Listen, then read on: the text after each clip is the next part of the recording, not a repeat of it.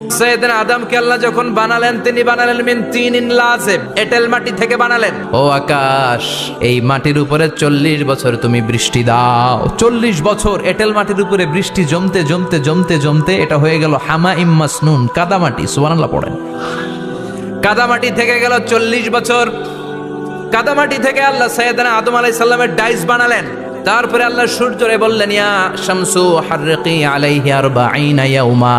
ও সূর্য, এবার আদমের কায়ার উপরে, মূর্তির উপরে তুমি 40 বছর সূর্যের আলো দাও। ইসলামিক লাইফ, জীবন গড়ুন কোরআন সুন্নাহর আলোকে। তার এই আল্লাহর কোরআন যদি ঠিক মতো পড়া যায়, মানুষের মতো মানুষ বানিয়ে আপনারা জান্নাতি বানাবে কে? তার মানে এই কোরআন পড়লে মানুষের মতো মানুষ হওয়া যায়। চিল্লায় বলেন, কি হওয়া যায়? সবাই বলেন, মানুষের মতো মানুষ হতে চান তো সবাই? সবাই চাই। আসুন দেখি মানুষের নামে সূরায় আল্লাহ কি বললেন, পড়েন। আউযু বিল্লাহি মিনাশ শাইতানির রাজিম। বিসমিল্লাহির রহমানির রহিম। হাল আতা আলাল ইনসানি হিনুম মিনাদ দাহরি লাম ইয়াকুন শাইআম মাযকুরা। আল্লাহ বললেন, মানুষের জীবনের একটা সময় ছিল যেই সময়টা উল্লেখ করার মতো মানুষ কিছুই ছিল না। সুবহানাল্লাহ। প্রত্যেক মানুষের জীবনে এমন একটা সময় ছিল যেই সময়টাতে উল্লেখ করার মতো সে আসলে কিছুই ছিল না, তার অস্তিত্বই ছিল না, সে জিরো ছিল। তাকে জিরো থেকে হিরো বানিয়েছে কে? হাল আতা আলাল ইনসান, এই হাল হচ্ছে ইস্তেফাম তাকরিরি, বিমানা কাদ আতা আলাল ইনসান। অবশ্যই অবশ্যই মানুষের জীবনে এমন একটা সময় এসেছে, লাম ইয়াকুন শাইআম মাযকুরা, উল্লেখ করার মতো সে কিছুই ছিল না। কার কথা? মুফাসসিরিন একরাম ইনসান দ্বারা এখানে দুইটা জিনিস বুঝিয়েছেন। এক হলো সাইয়েদনা আদম, আর এক হলো আমরা সবাই। এই পৃথিবীতে মানুষ বানানোর 3 ক্যাটাগরি। ক্যাটাগরি নাম্বার 1, মাও নাই বাবাও নাই। এই সিস্টেমে আল্লাহ কার বানাইছে? কথা বলেন। আবার শুধুমাত্র মা আছে বাবা নাই, এই সিস্টেমে কাকে বানালেন? আবার বাবাও আছে মাও আছে, এই সিস্টেমে কারে বানালেন? আমাদেরকে বানালেন। আবার সৈয়দনা আদমকে আল্লাহ যখন বানালেন তিনি বানালেন মিন তিনিন লাযিব, এঁটেল মাটি থেকে বানালেন।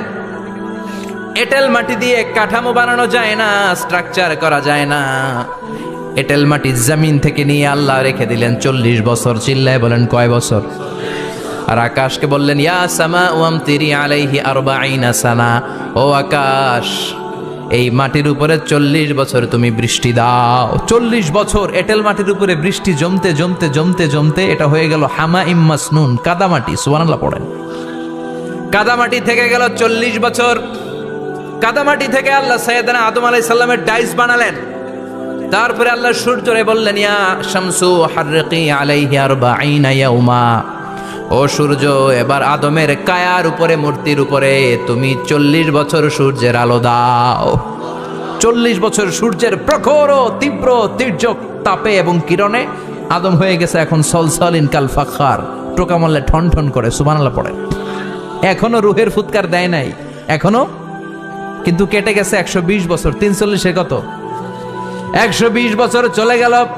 এই বিশাল লম্বা সময়ে আল্লাহ বললেন, লাম ইয়াকুন শাইআম মাযকুরা, উল্লেখ করার মতো আদম কিছুই ছিল না। রুহের ফুৎকার যেহেতু দেয় নাই 140 বছর, এটা এঁটেল মাটি, পরে ছিল কাদামাটি, এরপরে হয়েছে মূর্তি, ঠনঠনে মূর্তি। উল্লেখ করার মতো আদমের জীবনে 124 বছরে কিছুই ছিল না। চিল্লায় বলেন, ঠিক কিনা? আবার আমরাও যারা সলিমুদ্দি কলিমুদ্দি, আমরাও আমাদের মায়ের পেটের ভেতরে প্রথমে ছিলাম 40 দিন। বুখারীর বর্ণনা, ইন্না আহাদাকুম ইউজমাউ খালকুহু ফি বাতনি উম্মিহি 40 ইয়াওমান সুম্মা ইয়াকুনু নুতফাতান মিসলা যালিক সুম্মা ইয়াকুনু আলাকাতান মিসলা যালিক ফায়াতি ইলাইহিল মালাকু ফায়ানফাখু ফীহির রূহ। আমরা যারা সলিমুদ্দি কলিমুদ্দি, আমরা আমাদের মায়ের পেটের ভেতরে 40 দিন ছিলাম নুতফা, এক ফোঁটা বীর্য। তারপরে 40 দিন ছিলাম আলাকা, রক্তপিণ্ড। তারপরে 40 দিন ছিলাম মুদগা, গোশতপিণ্ড। 340 120 দিন। কয় দিন? এই 120 দিনের লম্বা সময়ে লাম ইয়াকুন শাইআম মাযকুরা, উল্লেখ করার মতো আমরা আসলে কিছুই ছিলাম না, কারণ মানুষই তো হয় নাই, ডিফর্ম বেবি। এখনো দেহের আগাগোড়া কিছু হয় নাই। 120 দিন পর ফেরেশতা এসে আমার দেহের মধ্যে ফুৎকার দিয়ে যায়, তখন আমার হার্ট পার্টিশন চালু হয়ে যায়, আমার হার্টবিট চালু হয়, সিস্টোলিক ডায়াস্টোলিক, এই যে ধপ ধপ ধপ, এই প্রেশারটা ছাড়া মানুষ বাঁচে? ফুসফুসের কাজ কি? খালি ধপ ধপ করে, দম টানে আর দম নেয়, দম ফুরাইলে ঠুস। হায় রে মানুষ রঙিন ফানুষ, দম ফুরাইলে। তবু তো ভাই কারোরই নাই একটুখানি, হায় রে মানুষ রঙিন ফানুষ, রঙিন ফানুষ, হায় রে মানুষ। সুবহানাল্লাহ। আমরা ছিলাম নুতফা, আলাকা, মুদগা, sperm drop, then blood clot, and finally the little flesh. আমি আমার এমফিল রিসার্চ করেছি এটার উপর, এটার ইংরেজিতে বলে এমব্রয়োলজি, ভ্রূণ তত্ত্ব। How the little এমব্রয়ো develops in mother ওম, মায়ের পেটে এই ছোট্ট ভ্রূণ, এটা কেমন করে শুক্রাণু ডিম্বাণু থেকে 8 মাস 10 মাস 9 মাস পরে কেমন করে জমিনে আসে। How the little এমব্রয়ো develops in mother ওম, মায়ের পেটে কেমন করে ডেভেলপ করে। একেবারে ক্ষুদ্র ছিলাম আমি, তুচ্ছ ছিলাম আমি, নগণ্য ছিলাম আমি। আমার কোনো নাম ছিল না, আমার কোনো গ্রাম ছিল না, আমার কোনো পরিচয় ছিল না।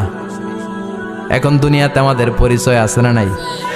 কিন্তু মিজানুর রহমান আজহারি একটা সময়ে লাম ইয়াকুন শাইআম মাযকুরা, তোরা কেউ চিনতো না, তোর নামটাও কেউ জানতো না, উল্লেখ করার মতো তুই কিছুই ছিলি না। এটা দিয়ে আল্লাহ বুঝাতে চাইলেন তোর কিছুই ছিল না, জিরো থেকে আমি হিরো বানালাম। ক্ষমতার দাপট দেখাবি না, ক্ষমতার অহংকার দেখাবি না, টাকা পয়সার গরম দেখাবি না। 2 দিনের টাকার মালিক হয়ে ওর পা জমিনে লাগে না, এরকম টাকা তা ছেড়ে নাই। লাম ইয়াকুন শাইআম মাযকুরা, তোর চেয়ে বড় ক্ষমতাশীল ছিল ফেরাউন। আল্লাহ ছাড় দিয়েছে, ছেড়ে দেয় নাই, ঠিক কি না?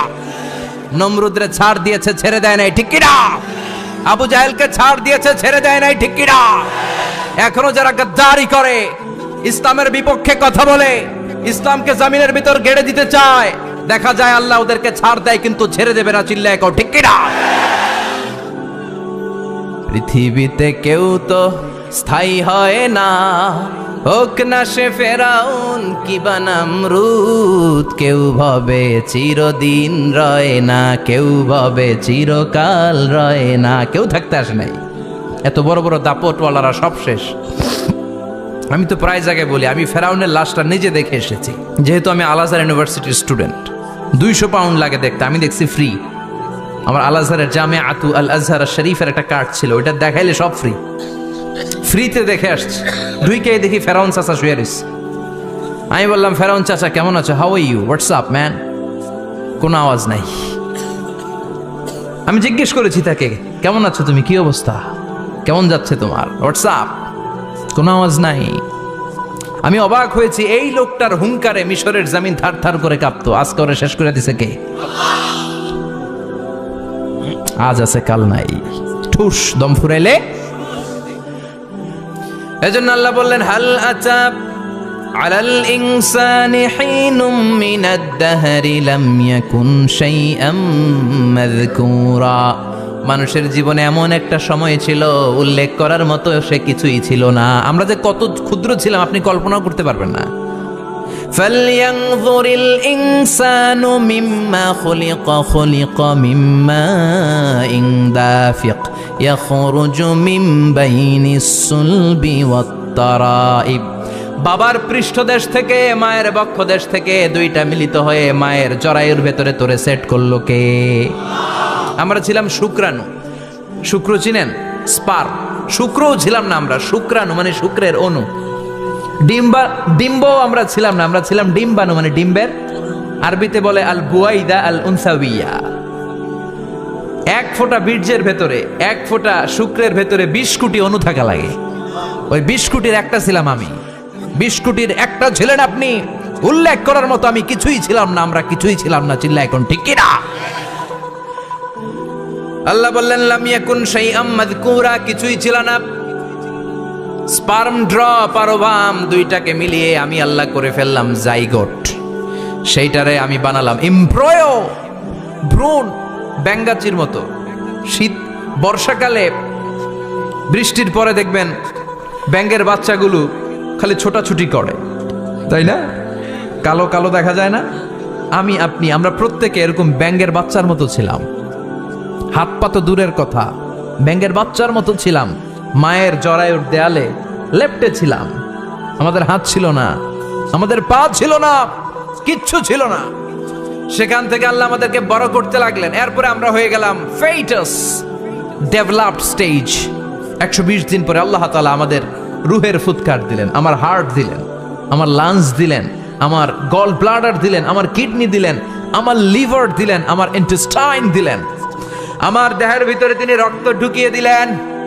আমার কলবের এই ধাক্কাধাক্কি শুরু হয়ে গেল। আল্লাহ বললেন, এই কলবটা সব চাইতে দামি অঙ্গ, কলবের মধ্যে জিকির ভরতে হবে কার? লা ইলাহা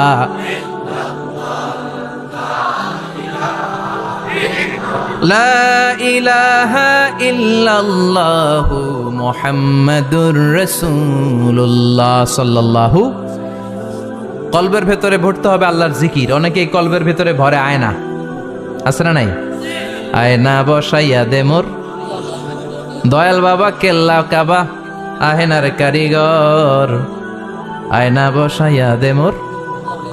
তোর বাবার কলবেই তো আয়না নাই, তোরে কি আয়না দিবে বেটা?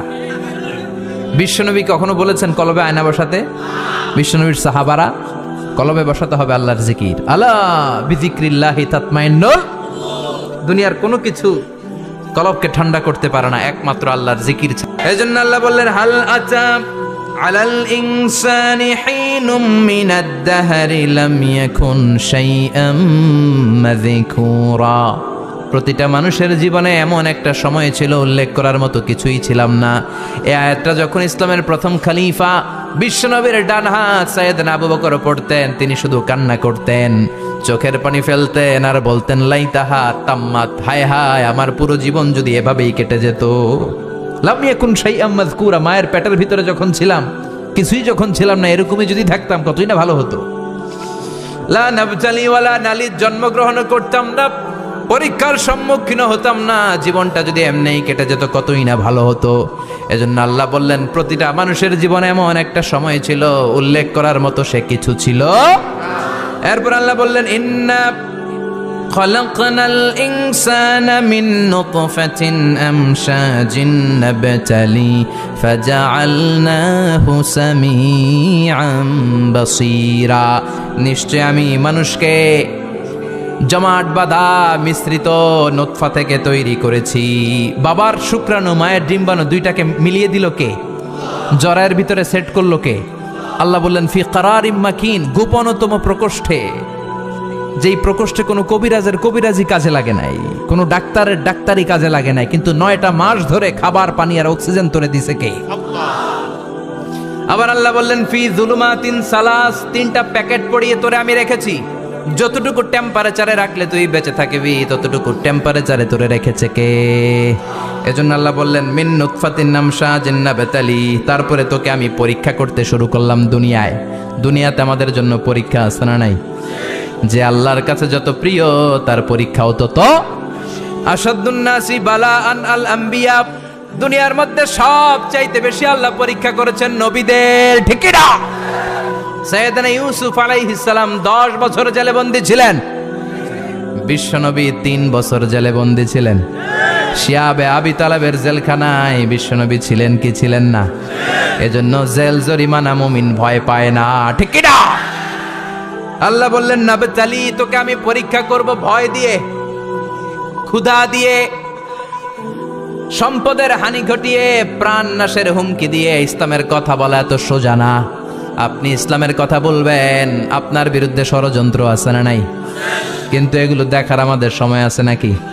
আমরা কোরআনের কথা বলেই যাব। কোরআনের শান্তির বাণী বিশ্বব্যাপী আমরা ছড়িয়েই দিব। ঠিক কি না? বিশ্বনবী বলেন, আসাদুন নাসি বালাআন আল আম্বিয়া, এই দুনিয়ার বুকে সব চাইতে বেশি পরীক্ষা নেয় আল্লাহ নবীদের। সুম্মাল আমসাল ফাল আমসাল, তারপরে সিদ্দিকিনদের, তারপরে শুহাদাদের, তারপরে সালিহিনদের। ইবতালার রাজুলু আলা হাসাবি দীনিহি, যেই ব্যক্তির দিনদারি বেশি তার জীবনে পরীক্ষাও। বিশ্বনবীর আল্লাহ সান্ত্বনা দিচ্ছেন, নবী ওরা আপনারে গণক বলে, ওরা আপনারে জাদুকর বলে, ওরা আপনারে কবি বলে, ওরা আপনারে পাগল বলে, কিন্তু আপনি হতাশ হবেন না। একটার পর একটা পরীক্ষা আপনার উপর চেপে বসেছে, এগুলো দেখে ভয় পাওয়ার কোনো কারণ নাই, কারণ মুমিন ভয় পায় না। চিল্লা এখন ঠিক কিনা? ও নবী, আপনি বিচলিত হবেন না, হতাশ হবেন না। আপনার আগে যেই নবীরা ছিল তাদের জীবনেও পরীক্ষা ছিল কি ছিল না? আমি আমার খালিল ইব্রাহিমকে অনেকগুলো পরীক্ষা নিয়েছি, প্রতিটা পরীক্ষায় সাইয়েদনা ইব্রাহিম পাশ করেছে। বিশ্বনবীকে আল্লাহ সান্ত্বনা দিচ্ছেন, সুবহানাল্লাহ পড়েন। বিশ্বনবী হতাশ হবেন না, ডোন্ট বি স্যাড, লা তাহজান, নেভার লুজ হোপ। ও নবী, আশা হারাবেন না। আপনার উপর যেমন পরীক্ষা আছে, সাইয়েদনা ইব্রাহিমের উপরও পরীক্ষা ছিল। সবার উপর আমি পরীক্ষা নেই। আপনারে ওরা কবি বলে গালি দেয়, গণক বলে গালি দেয়, জাদুকর বলে গালি দেয়, পাগল বলে গালি দেয়। যুগের ব্যবধানে এই গালিগুলো আছে, কিন্তু নামগুলো চেঞ্জ হয়েছে। চিল্লা এখন ঠিক কিনা? এখন আমাদেরকে কবি বলে না, গণক বলে না, পাগল বলে না, এখন আমাদেরকে বলে কাঠ মোল্লা, এখন বলে রাজাকা, এখন কই যুদ্ধাপরাধী। গালি আছে না নাই? গালির ভার্সন চেঞ্জ হয়, ট্যাগ লাগানোর সিস্টেম চেঞ্জ হয়, কিন্তু ট্যাগ আছে না নাই? আল্লাহ নবীর সান্ত্বনা দিয়ে বলে, নবী ভয় পাবেন না, চিন্তিত হবেন না। আপনার যেমনি পরীক্ষা আমি নিচ্ছি, সাইয়েদনা ইব্রাহিমের আমি পরীক্ষা নিয়েছি। আর প্রতিটা পরীক্ষায় আমার Ibrahim Khalil golden A plus, first class first, global award পেয়েছে। আর এর ফলাফল হিসেবে আমি ইব্রাহিমকে বলেছি, ইব্রাহিম তোমার আমি নেতা বানাই দিলাম।